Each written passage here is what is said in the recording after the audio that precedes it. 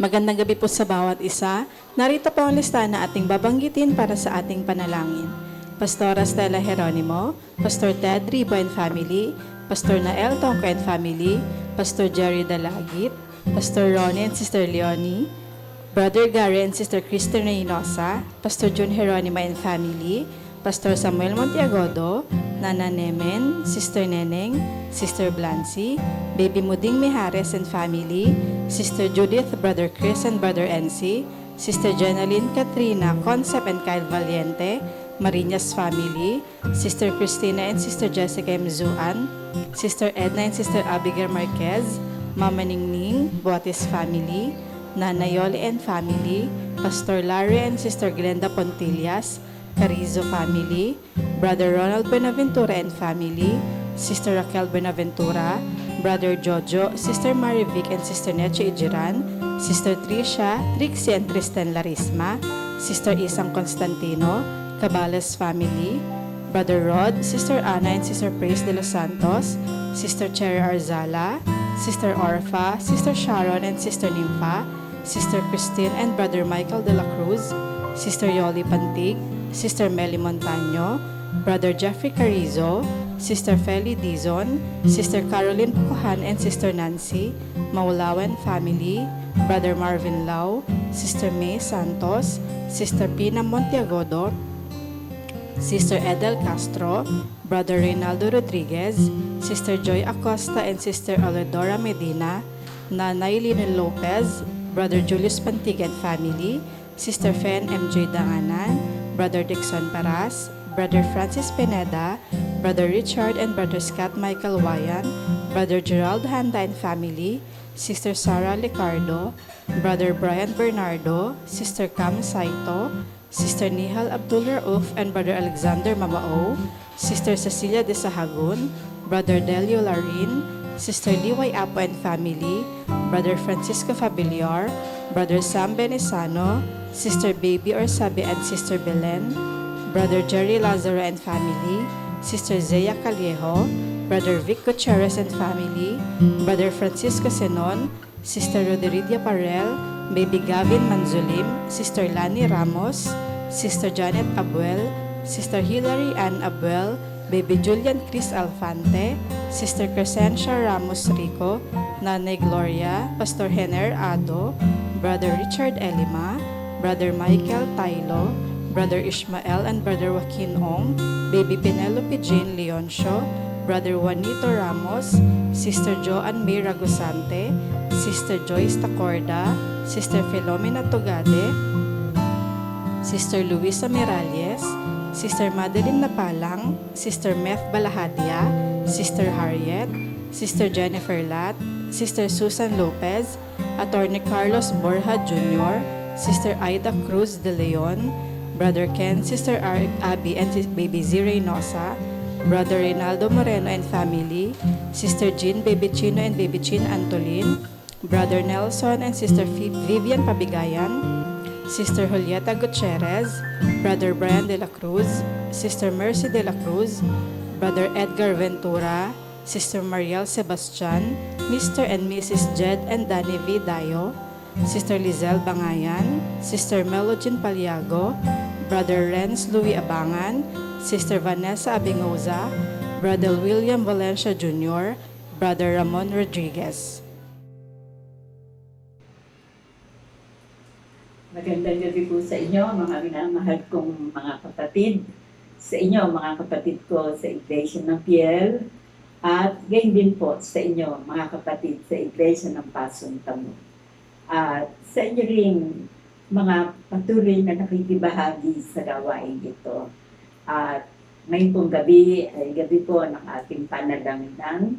At muli po ay magbabahagi ako sa inyo ng salita ng Panginoon. Ito po ay ating mababasa sa mga awit 103, sa verse 2 hanggang 3. Ganito po ang sinasabi, purihin mo ang Panginoon o kaluluwa ko, at huwag mo kalilimutan ang lahat niyang mabubuting gawa. Sa verse 3, na siyang nagpapatawad ng lahat ng iyong mga kasamaan, na siyang nagpapagaling ng iyong lahat ng mga sakit, Kaya nga ang ating paksa ngayon ay purihin mo ang Panginoon. So yung pagpupuri natin sa Panginoon ay pagbibigay luwalhati natin sa kanyang banal na pangalan. At karapat-dapat natin papurihan ang Panginoon. Papurihan na wag daw natin kalilimutan ang lahat niyang mabuting gawa. At ang pagpupuri sa Panginoon, sabi rito, hindi lamang mula sa ating bibig, kundi ang sabi ni Haring David, purihin mo ang Panginoon o kaluluwa ko. Mula sa ating mga kaluluwa, hindi lamang sa ating mga labi. At ang sabi, huwag mong kalilimutan ang lahat niyang mga mabubuting gawa. Ano po yon? Dito po sa verse 3, ang sabi na siyang nagpapatawad ng lahat ng iyong mga kasamaan. Sipin na lang natin lahat ng iyong kasamaan na ang ating mga nagagawang kasamaan ay pinatatawad niyan lahat. Pero huwag naman nating laging ulit-ulitin. Bagamat siya ay nagpapatawad ng lahat ng kasamaan. Nang ibig sabihin ng lahat ng kasamaan, lahat ng ating nasabi na hindi ayon sa kanyang kalooban. Lahat ng naisip natin na hindi nagbibigay luwalhati sa kanyang pangalan. Lalo na sa ating pananalita na hindi ayon sa kanyang kalooban. Yun po ang mga kasalanan na madalas nating nagagawa. Kaya ang sabi, siyang nagpapatawad ng lahat ng iyong mga kasalanan. At ang sabi po rito, na siyang nagpapagaling na lahat ng iyong mga sakit. Kaya nga po, ang sabi ay purihin ng Panginoon. Ako rin po ay nagpupuri sa Panginoon. 45 taon na ang ating iglesia at 45 taon na rin po ako na pinagagaling ng Panginoon. Nakakasakit pero pinagagaling po ako sa lahat ng mga sakit. At ito po ay malaking biyaya sa aking buhay. Naranasan ko ang katapatan ng Panginoon. Naranasan ko ang kanyang kapangyarihan sa pagpapatawad ng kasalanan at pagpapagaling na lahat ng mga karamdaman.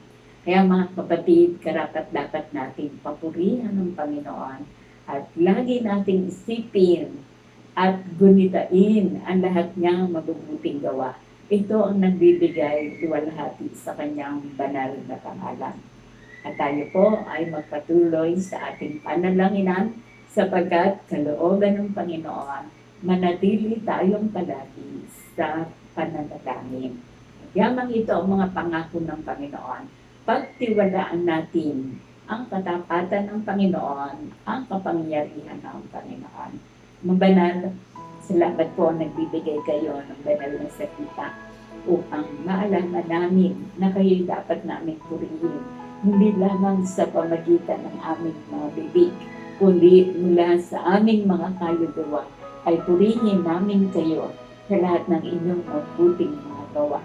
Yama ang mga bagay na aming nasasabi na iisip, nagagawa na hindi po nagbigay luwalhati sa inyong pangalan. Patawarin niyo po ang bawat isa sa amin.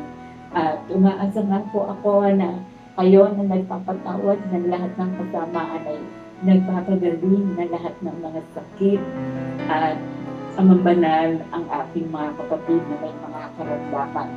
Umaasa po kami, nagkakaisa po kami sa pagtitiwala na ang pangakong ito ay makapangyarihan magpakailanman na sa inyong katapatan habang na hindi nauubos, magdadala po kayo ng kagalingan sa mga kapatid na kalalakihan na may karamdaman, kagalingan sa mga kapatid namin, mga kababaihan na mayroon po mga sakit.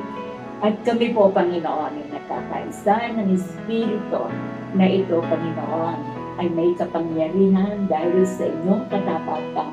Gagawin po ninyo ang kahilingan namin na kayo'y nagpapagaling ng lahat ng mga sakit. Pagpalain niyo ang banal ang mga kapatiran sa pangangailangan ng Iglesia ng Piel, sa kalakasan, sa kaalaman, sa biyayang kailangan nila sa pang-araw-araw na buhay. Abutin niyo ang mga kapatiran. Pagpalain niyo rin ang mga kapatid namin sa Iglesia ng Paz ng Tamo. Tulungan niyo po kami, Ama, pagkaisa kami ng Espiritu Yamang aming gugunitain ang 45 taon ng pagliligtas ninyo. Magkaisa kami ng Espiritu, patuloy na kaming magtiwala, patuloy kaming maglilingkod, patuloy namin mabigyan ng kalulakihan ng iyong banal na pangalan. At umaasa rin po ako sa aming mga kapatid na sa Iglesia ng Pasinta mo. Meron din may mga sakit, pero kami, Panginoon, ay nagkakaisa na kayo pa rin ang magpapagaling sa lahat ng may sakit, sa mga kapatid sa Iglesia ng Pasinta mo. Kayo pa rin ang aabot sa pangailangan natin. At ang mga kapatiran na naglilingkod, Panginoon, pagpalain niyo, lalo na yung mga kapatid namin na naglilingkod, na may kasiyahan, naglilingkod, na ibinubukas sa mga palad upang magbigay sa pangailangan ng Iglesia at sa pangailangan ng kapatiran. Kami po ay umaasa ang karagdagang biyaya ay ipagkakaloob nyo sa aming mga kapatid sapagkat sa ika-45 taon na anniversary ay kayo'y mabigyan namin ng kalulatinan dahil ang inyong patapasan, ang inyong kahabagan, at ang inyong kagandahan loob, pinakita nyo sa amin, ipinadama nyo sa bawat isa. Ama, lahat ng ito ay akin pong hinihingi at ipinagpapasalamat sa pangalan ni Jesus. Amen.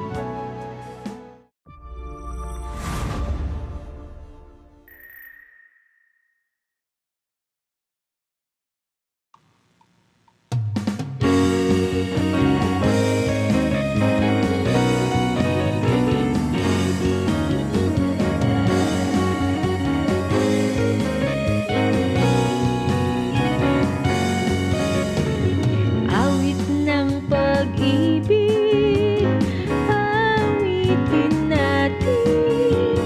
Tinig ito ng puso, tinig ng damdamin.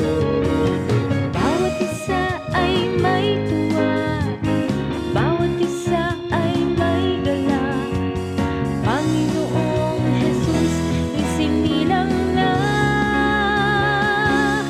Papuri sa Diyos, sa kahit